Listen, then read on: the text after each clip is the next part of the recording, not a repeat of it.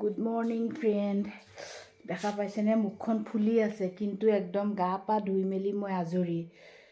কি ক'ম আৰু, আমাৰ ধুনুমায়ে মানে গা ধুই আহি পেলাই আঁঠুৱাখন এনেকৈ হেৰি কৰি দিছোঁ, ওলাইছে যিহেতু তাই ওলাব নাজানে।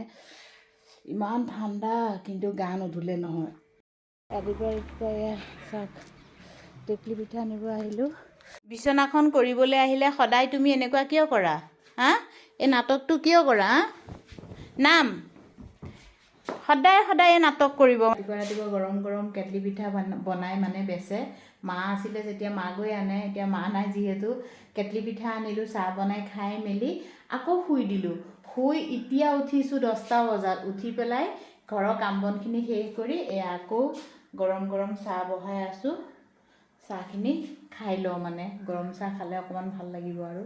তাৰপিছত দুপৰীয়া কি কৰোঁ খাইছিলোঁ দুটা। এটা পিঠা আছিলেই, মানে এটা পিঠা ৰাতিপুৱা খালোঁ, এটা পিঠা এতিয়া আজি 11টা বাজি গ'ল। এতিয়া অকণমান ৰ'দ ওলাইছে। মই ঠাণ্ডাত চুৱেটাৰ, মোজা, পেণ্ট পিন্ধি আছোঁ। আমাৰ ধুনুমাক চুৱেটাৰটো পিন্ধাই দিলেতো নিপিন্ধেই, মানে তাই গৰম চোলাটো। আৰু এয়া চাওক, মোৰ জেকেটটো গাত দি থৈছোঁ, তাই তাতো শান্তি নাই।